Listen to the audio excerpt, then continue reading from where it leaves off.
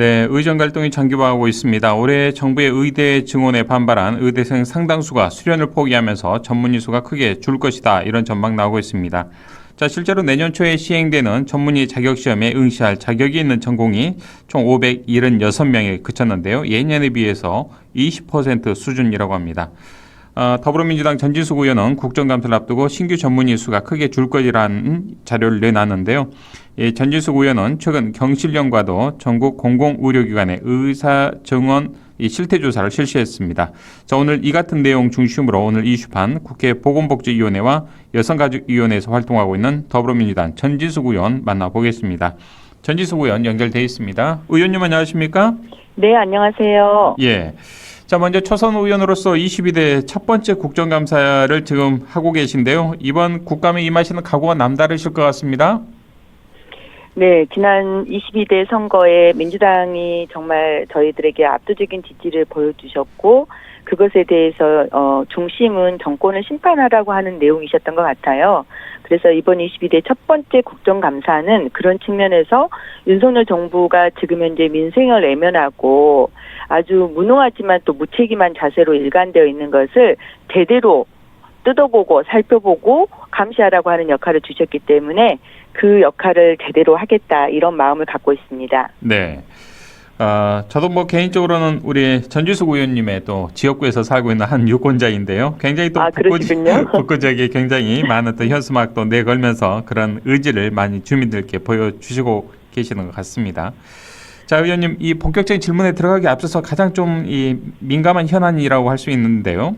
이 북한군이 어젯밤 이 한국발 무인기의 추가 도발 가능성이 높다고 주장하면서 국경 부근에 포병부대 완전 사격 준비 태세를 좀 지시했다 이런 보도가 나오고 있습니다.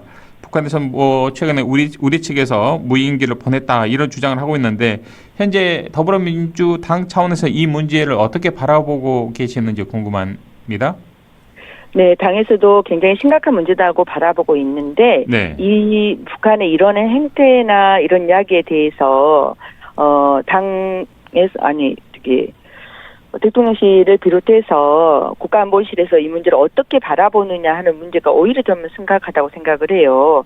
아시겠지만 신원식 그 국가안보실 실장이 이거를 그냥 문제가 있긴 하지만은 이 부분에 대해서 무슨 그냥 내부가 흔들리지 않도록 하기 위한 하나의 내부 통제용이다라고 판단을 하는 거고 우리는 그냥 이 부분에 대해서 무시하고 가는 게 최고의 정답이다라고 이야기를 이미 국가안보실장이 말을 했잖아요. 네. 이런 식의 태도는 지금 현재 남북관계 속에서 여러 가지 경색 국면이 있고 방금 말씀하셨던 것처럼 국경 주변에다가 지금 이미 혹시 무력 충돌이 확대될 수 있는 가능성을 배제하지 않는다라고 하는 전제하에 준비를 하고 있음에도 불구하고 굉장히 낮은 수준의 인식을 하고 있다라고 저희도 생각을 하고 네. 이 부분에 대한 비판들 어떻게 하면은 정부가 그런 태도를 보이고 있을 때 민주당 무엇을 준비해야 될 것인가 이런 논의 속에서 지금 오늘 아침에 안보 상황 점검단을 구성을 하기로 최고위원회에서 의결을 했습니다. 박지원 단장을 중심으로 해서 국방위원회 그리고 애교위원회 그다음에 정보위원회 그리고 운영위원회 이 총 4개의 상임위원회 소속 의원들이 2명씩 총 8명을 구성을 해서 활동을 들어갈 거고요. 이 부분에 대해서 주시를 하고 저희 이제 안보 상황 점검단에 들어오실 의원님들도 네. 그동안에 굉장히 국가안보에 관련해서 각 기관에서 활동하셨던 분들이기 때문에 면밀한 분석이 충분히 가능하신 분들이에요. 그래서 이렇게 조금 점검을 하려고 좀 준비를 하고 있는 상황이라는 말씀을 좀 드리겠습니다. 네. 자, 정부 관계 기관들의 좀 대응이 상당히 좀 미온적인 것 아니냐 이런 국민들의 좀 불안도 있는 게 사실이기 때문에 정부에서도 상당히 좀 이 문제를 좀 무게 있게 받아들였으면 하는 그런 바람이고요. 자, 이번에 국정감사 관련해서 질문 좀 드리겠습니다. 현재 국회 보건복지위원회에서 활동을 하고 계시는데요. 의원님실에서 경실련과 각 정부로부터 받은 전국 공공의료기관 217곳의 의사 정원 실태를 조사를 하셨는데 이 조사 결과 그 실태가 어느 정도 현황으로 좀 나왔는지 궁금합니다. 저희가 경실련과 같이 전국 공공의료기관을 217곳을 의사정원을 국가에서 받은 그러니까 보건복지부에서 받은 그 조사 자료가 아니라 정말 각각의 지역마다 다 이걸 통화하고 받았던 예. 자료예요. 그만큼 정부는 공공의료기관의 지금 현재 상태가 어떤지에 대해서 아주 면밀하고 보고 있는가라고 하는 의구심을 가질 수밖에 없고, 지금 이 상황을 보다 보니까 교육부 소관의 대학병원 16개 중 14곳이 정원을 채우지 못하고 있습니다. 그리고 지자체 소속 공공의료기관의 지방의료원을 포함해서 보건소, 보건지소를 이야기를 하는데 여기는 40개소, 그리고 보험병원의 8개가 지금 정원을 전혀 채우지 못하고 있고, 심지어 부족한 의사 수도 국공립대도 2,831명이 지금 부족한 상황이고요. 예. 교육부 산하에 있는, 그리고 지자체 소속 공공의료기관은 309명, 국가보훈처 소관 공공의료기관은 109명, 국립중앙의료원은 107명, 보건복지부 산하에 있는 공공의료기관은 71명이 정원 미달 상태입니다. 굉장히 좀 심각하죠. 예. 자, 그래서 방금 이제 각 분야별로 말씀을 주신 바와 같이 공공의료기관에 정말 만성적으로 의사 부족 현상이 갈수록 좀 심화되고 있는 상황인데 왜 이런 문제가 생기고 있다고 보십니까? 결국은 근본적으로 지방의료의 질을 높여내기 위해서 어떻게 예산과 인력을 투자할 건가에 대한 국가에 대한 정책은 저는 없었다고 생각을 해요. 네. 그리고 또한 지역에서 그러다 보니까 지역에서 공공의료기관에서 일할 수 있는 의사가 계속 부족한 것은 실은 높은 연봉을 제시한다고 하더라도 장기적으로 근무 조건이나 복지 측면에서 굉장히 경쟁력이 떨어진 상태입니다.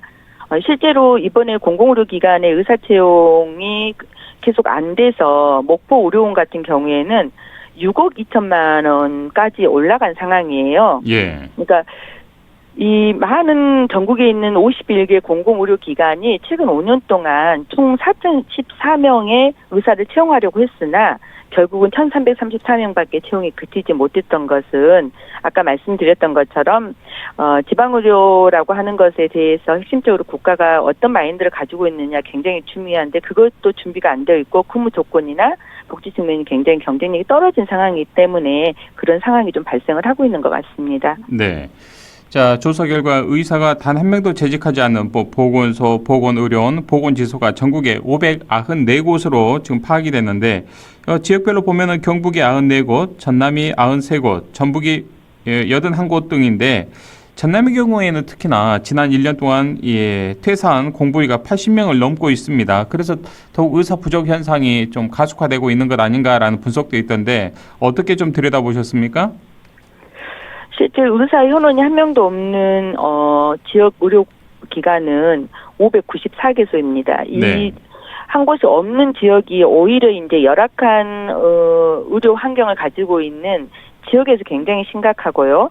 경북이 94개소, 전남이 93개소, 전북이 81개소 이렇게 좀 되어 있는데 456개소는 비상근 의사가 순회를 하고 있다고 해요. 그리고 이제 33개소 정도는 한의사 등의 기타 인력이 보건의료 서비스를 진행을 하고 있습니다.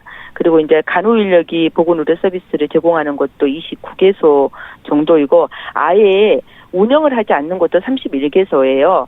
그런데 이번에 이런 지역에다 배치를 했던 공보위를 서울 수도권으로 집중 배치, 재배치를 하면서 네. 오히려 지역에서는 공보위 한 명도 없어서 우리 운영조차도 아예 할 수 없다 이런 상황이어서 도대체 지역의 의료기관에 대해서 공공의료기관에 대해서 정말 더 필요한 거는 지역인 거잖아요. 지금 현재 의사나. 왜냐하면 수도권과 서울 경기를 중심으로 한 수도권에 병원도 많고 의사도 상당히 많이 있습니다. 네. 그러지 않는 열악한 지역을 지원하기 위해서 공보위를 배치하고 이러는데 이번에 의료 대란으로 인해서 수도권이 심각하다 보니까 오히려 빼가면서 지역 의료 행태가 더 심각한 상황으로, 더 열악한 상황으로 좀 내몰고 있는 것 같습니다. 네.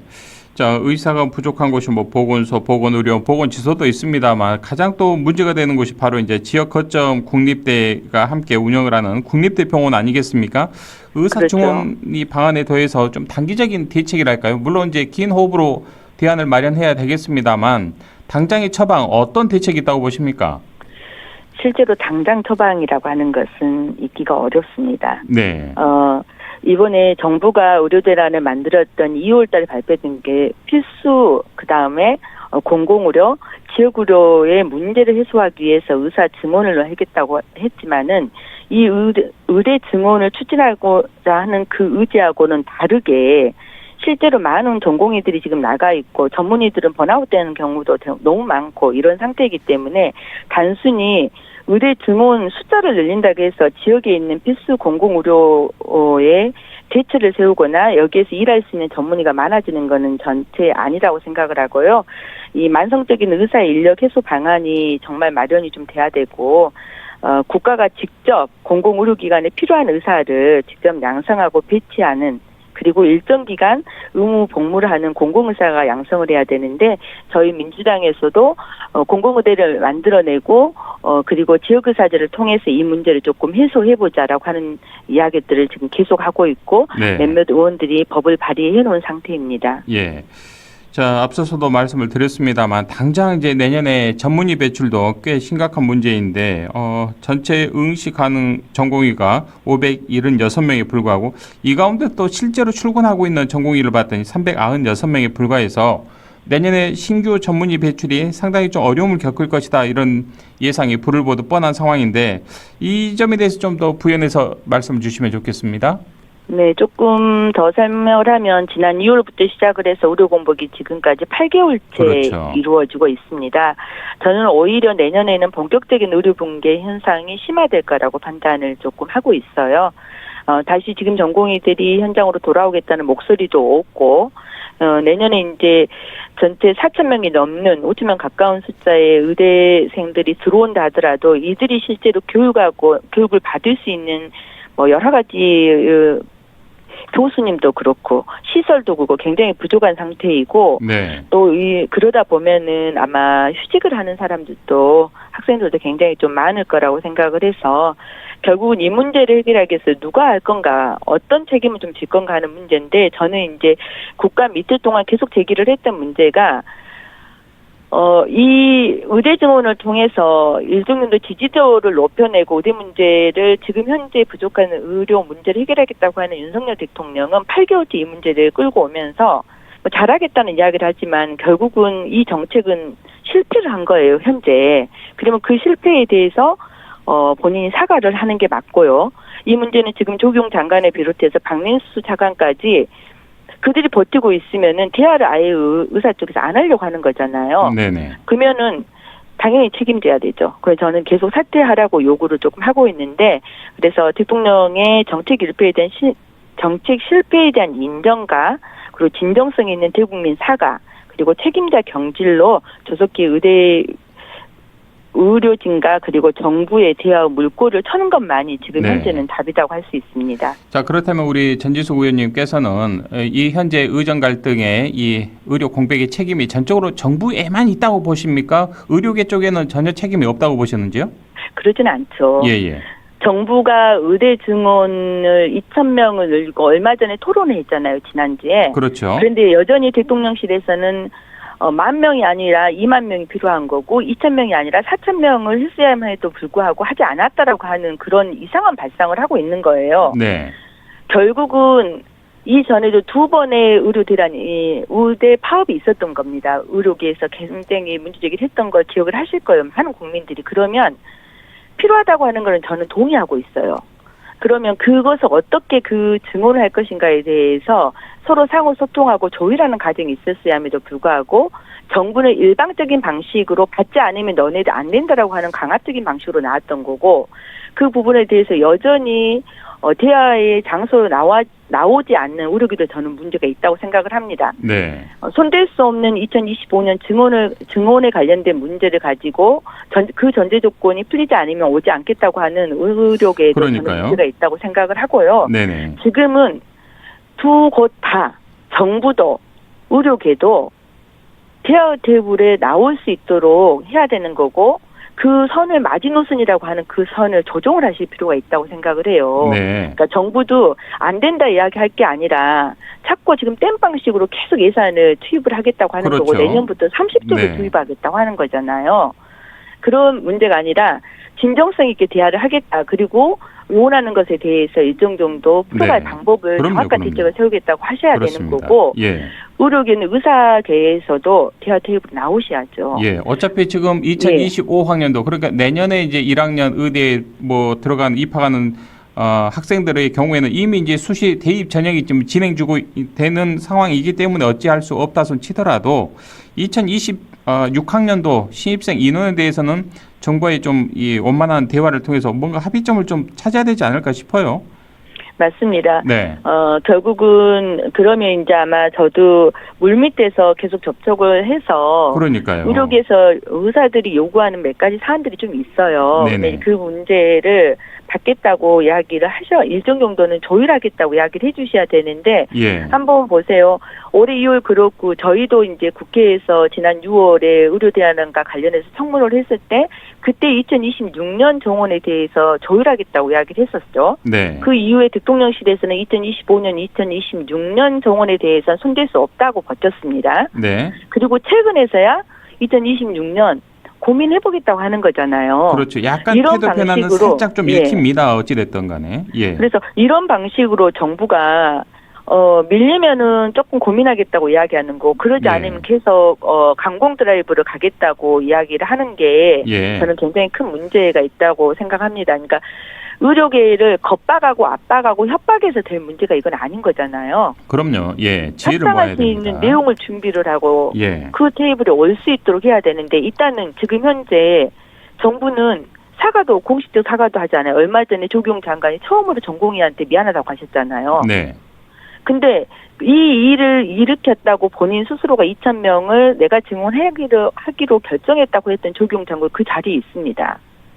어떤 그러면- 누구도 책임을 지지 않고 그렇죠. 있지 그러면 않습니까? 지금 최소한 할 수 있는 것은 그 책임을 졌던 사람들이 책임을 지게 하는 거예요. 예. 그리고 그 빈 자리, 빈 틈을 만들어서 의사들이 와서 이야기할 수 있는 틈을 만들어 그렇죠. 주셔야죠. 명분이 예. 또 중요한 거 아니겠습니까? 그럼요. 올 명분이 수 지금 있는. 필요한 상황입니다.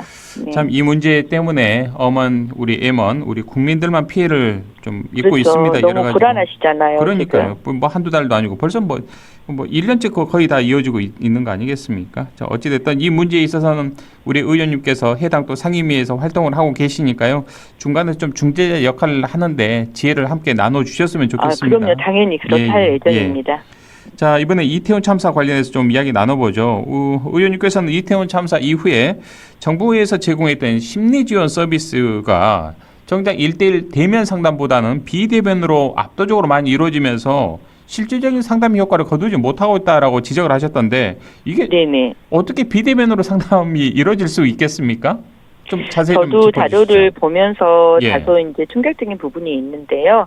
2022년 10월 30일부터 2024년 8월 31일까지 진행됐던 심리지원 상담 건수를 보니까 총 7,505건이에요. 네. 근데 이 중에 80%에 달하는 5,979건이 비대면 상담으로 이루어졌고 대면 상담은 1,526건 정도 20%에 해당이 되는 것 같습니다. 예, 대상자가 주로 이제 유가족, 그다음에 부상자, 그리고 그 가족들, 목격자, 대응 인력, 일반 국민 모두 다 포함되는 겁니다.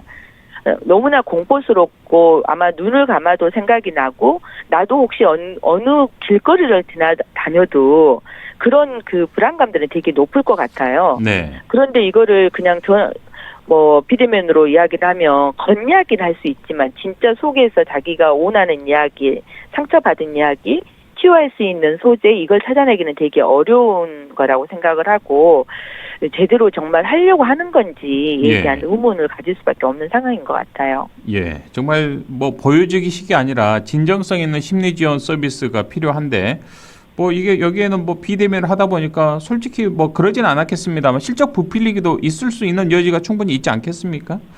예. 글쎄요, 그건 이제 제가 어떻게 말할 수는 없고, 근데 그 많은 사람들이 하면서 실제 1인당 평균 대면 횟수가 1.1회밖에 안 돼요. 그러니까 한 번 한 거예요, 한 번. 그러니까요. 그리고 이게 무슨 상담이 대면은 되겠습니까? 그렇고 비대면도 2.5회더라고요. 네. 그러면 결국은 피해자의 어떤 맞춤형이고 장기적인 지원이 이루어지지 그럼요. 않는 수박 예. 거닫기식의 상담이 될 수밖에 없는 거기 때문에 네. 결국은 이제 참사 피해자들에 대한 실질적 회복을 위해서 대면 상담은 앞으로도 계속 확대가 좀 돼야 될 것 같고 또 그렇습니다. 이제 보면서 받았던 충격을 받았던 피해자들이 있는 거잖아요. 국민들도 그렇고 그래서 예. 이들에게 장기적이고 지속적인 상담 제공 서비스는 마련이 좀 돼야 될 것 같습니다. 알겠습니다. 그래서 저도 이 국정감사를 통해서 계속 조금 챙겨 나갈 생각입니다. 네.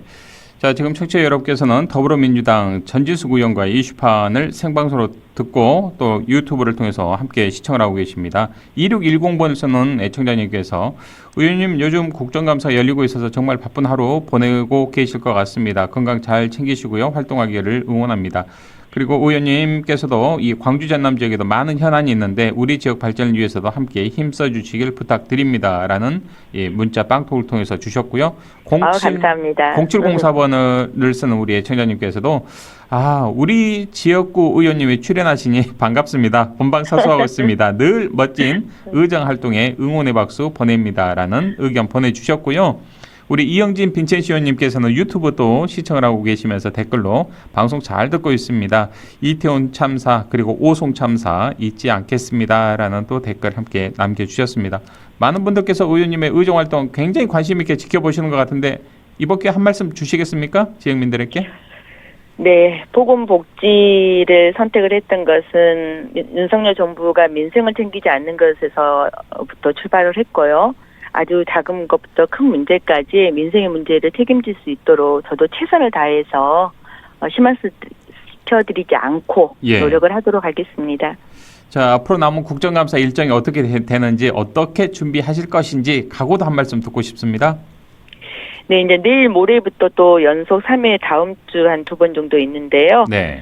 요즘에 이제 국민건강보험공단에 관련된 내용들, 국민연금공단, 그다음에 이제 뭐 한국 노인인력개발원 등등 이런 데 남아 있는데 요즘에 이제 자꾸 의료대란 때문에 건강보험에서도 예산을 많이 쓰고 있잖아요. 그럼요. 그리고 예. 저희가 이제 매달 돈이 정말 많이 들어간다 이렇게 생각하면서 냈던 우리 건강보험공단에 예산이 제대로 좀 쓰여 있는지 네.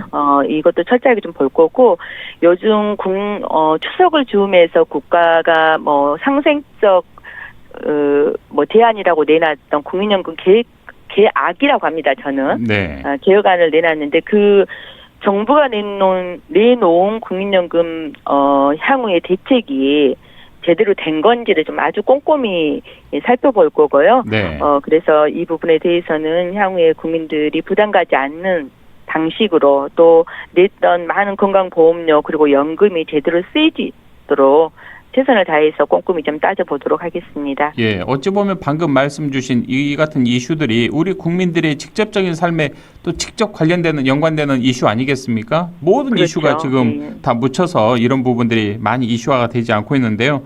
그럼에도 불구하고 빛나는 보석처럼 의정활동 멋지게 해주시길 바라고요. 광주에서도 응원하겠습니다.